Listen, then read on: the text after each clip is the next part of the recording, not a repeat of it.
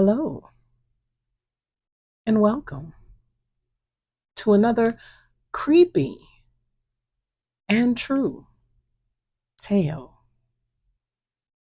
This one is called Man's Not So Best Friend. In this tale, we go to the backwoods of Mississippi, hunting hogs, deer, whatever we can find. Billy owns several acres that he likes to trap hogs on.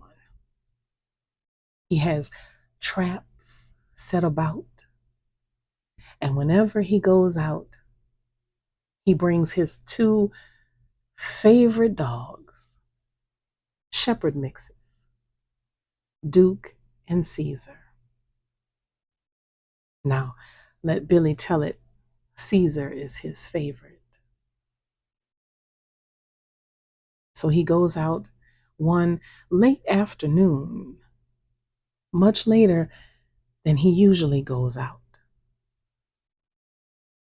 But he wants to check his traps and do a little hunting.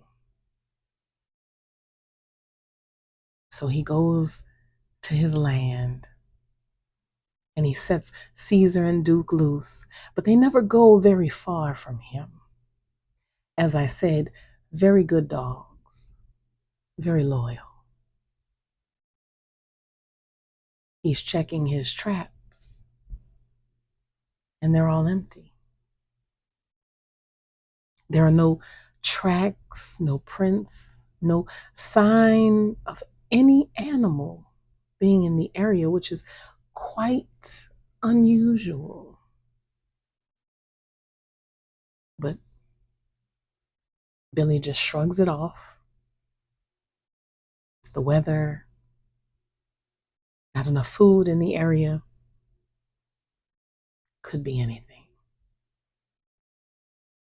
Let's go a little deeper into the woods, shall we? Deeper in he goes, Duke and Caesar at his side. And even though it's early afternoon, there's a darkness that hangs over the woods, almost like some darkness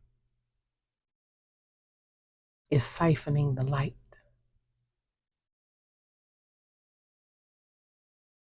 Something else Billy notices as he travels deeper and deeper into the woods. Doesn't hear anything. No birds, no squirrels, no crunching of leaves, hardly any wind. Very odd. But Billy continues. Duke and Caesar at his side, of course.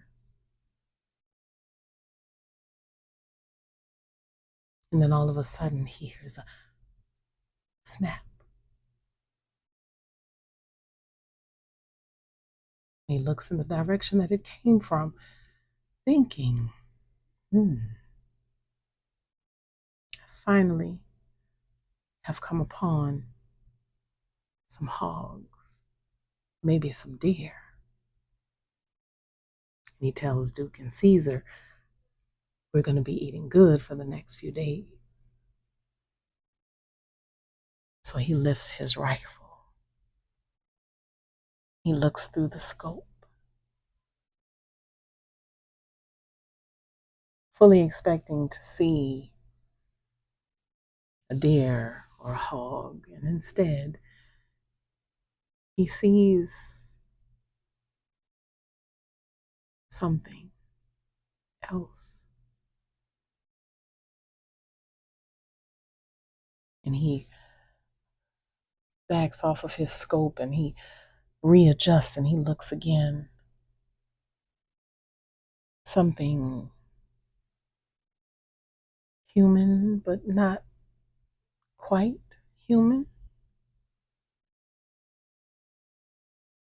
And the dogs are starting with a low growl. And the growl gets more intense and louder. He hears another crunch.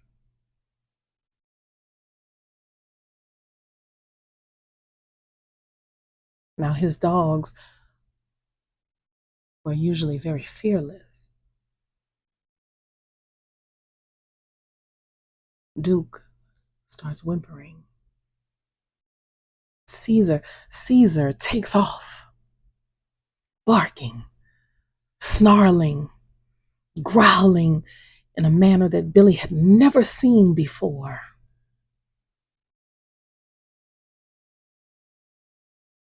And Duke gets quiet.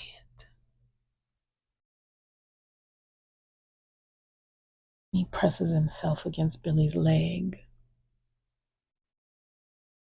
And he's listening to Caesar get further and further and deeper and deeper and deeper into the woods, closer to whatever that thing is out there.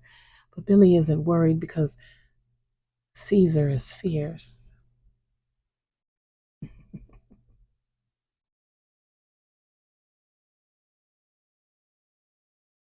And then nothing. It goes quiet again. Billy's blood runs cold and he gets a shiver.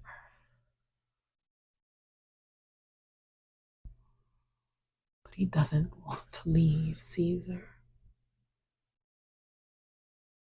So he whistles.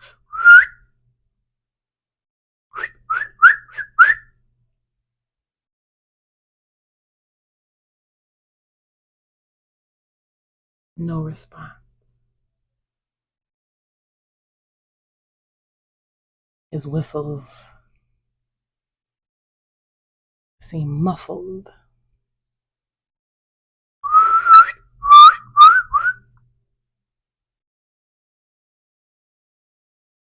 Still nothing. Billy takes Duke by the collar and he begins to back up and retreat, telling himself he'll wait by the truck because Caesar will come back. Caesar always comes back.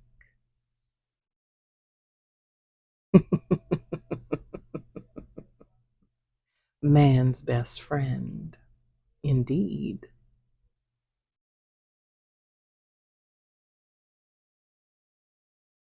Billy gets back to his truck, and dusk is setting in.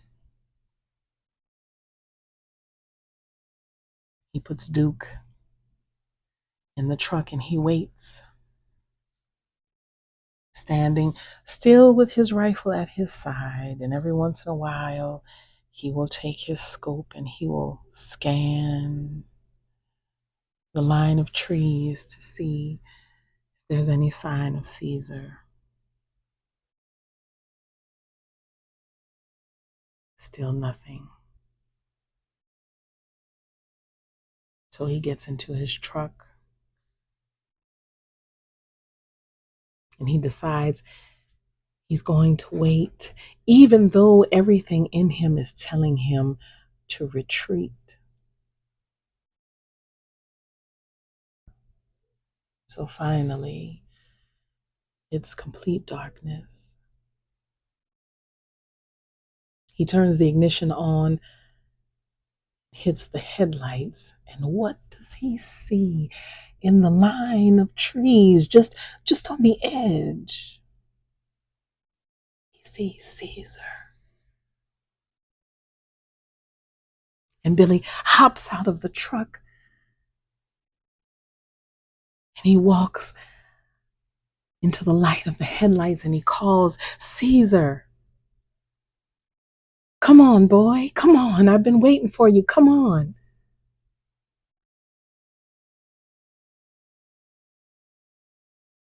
And Caesar creeps out, getting closer. And Billy crouches down and reaches out his hand. Caesar. And then he notices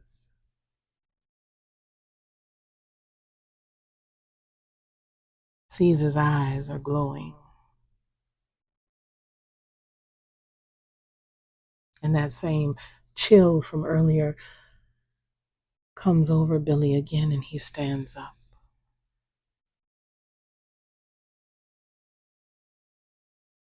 And he whistles.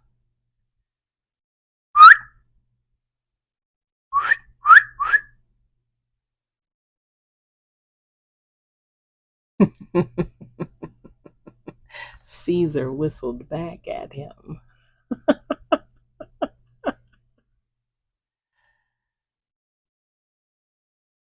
In shock and disbelief, Billy starts backing up to his truck. Slowly, hands raised, just what the hell is happening?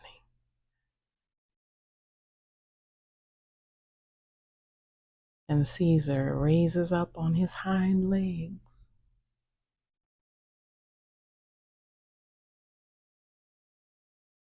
And that's when Billy notices the blood around his neck.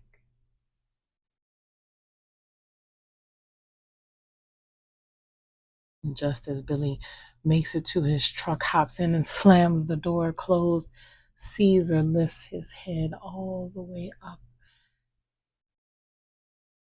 And Billy can see that his throat has been slit, his head almost completely decapitated. And Caesar lets out a howl straight from the pits of hell. And Duke starts whining. And Billy is so scared, he starts crying.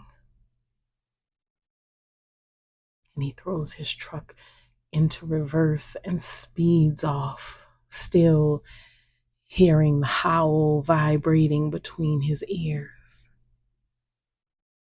And he drives straight home, rushes himself and Duke inside, slams the door, checks all of the doors and windows to make sure they're locked, and barricades himself in his bedroom with his rifle at his side.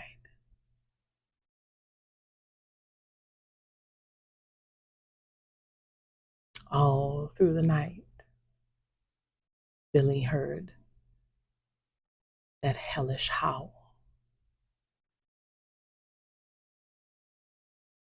And he could do nothing but pray.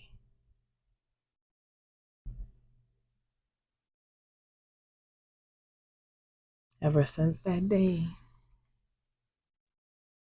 Billy's never been back to that land to hunt. But people have told him there have been sightings. Caesar. And he let them know Caesar may have gone into those woods, but I don't know what it was that came back.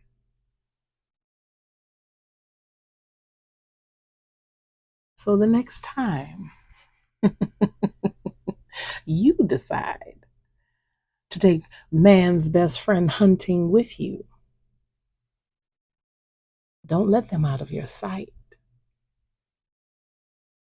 Because if they get away from you, there's no telling what might come back.